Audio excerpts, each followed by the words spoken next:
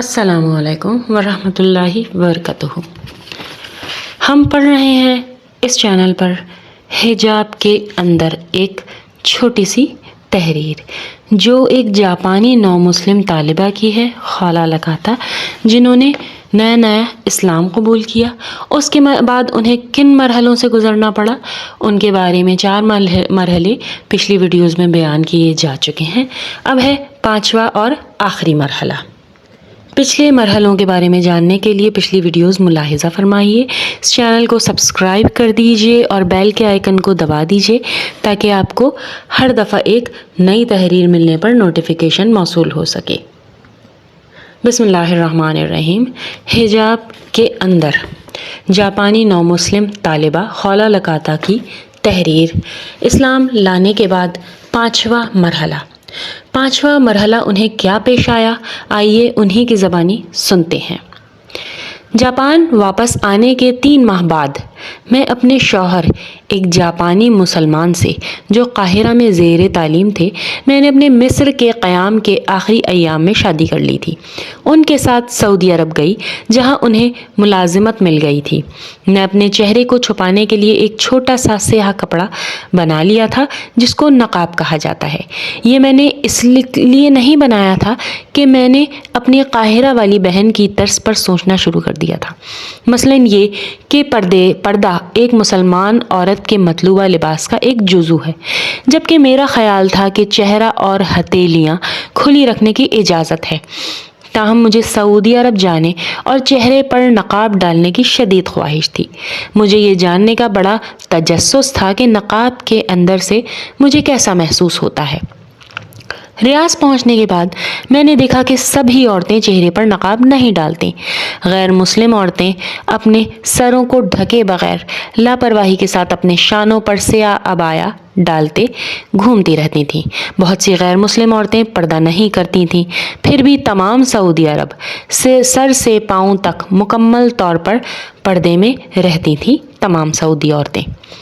پہلے مجھے حیرت ہوتی تھی کہ مسلم بہنیں برقعے کے اندر کیسے آسانی سے سانس لیتی ہیں۔ اس کا انحصار اس عادت پر ہے۔ جب کوئی عورت اس کی عادی ہو جاتی ہے تو کوئی دقت نہیں ہوتی۔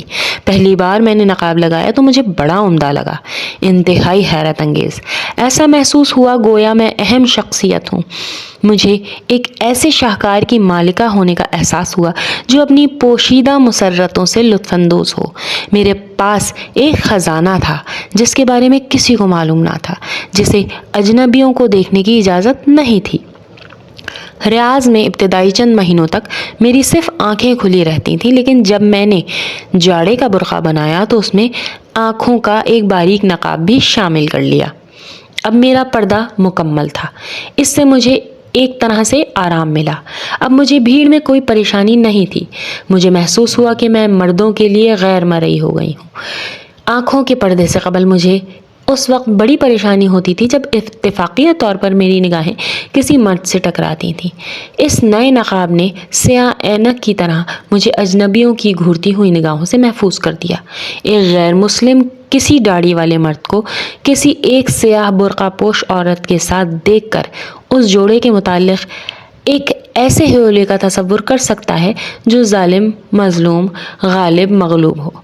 اسلام میں شوہر بیوی کا ایسا تعلق ایک صفت سمجھی جاتی ہے، لیکن حقیقت یہ ہے کہ اس طرح عورت یہ محسوس کرتی ہے کہ اس کا احترام اور حفاظت ایک ایسے شخص کے ذریعے کی جاتی ہے جو اس کا لحاظ کرتا ہے، یا میں یہ کہہ سکتی ہوں کہ وہ اپنے آپ کو ایک ایسی شہزادی تصور کرتی ہے جس کا ہم سفر اس کا محافظ ہوتا ہے۔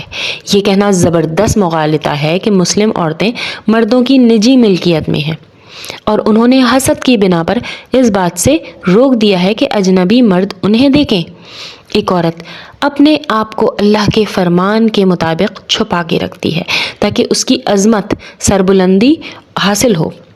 وہ گھورتی ہوئی اجنبی نگاہوں کا ہدف بننے یا اس کی شے ہونے سے انکار کر دیتی ہے۔ وہ مغربی عورتوں کے لیے ہمدردی اور رحم کا جذبہ رکھتی ہے جنہیں نفسانی خواہشات کی تکمیل کے لیے استعمال کیا جاتا ہے۔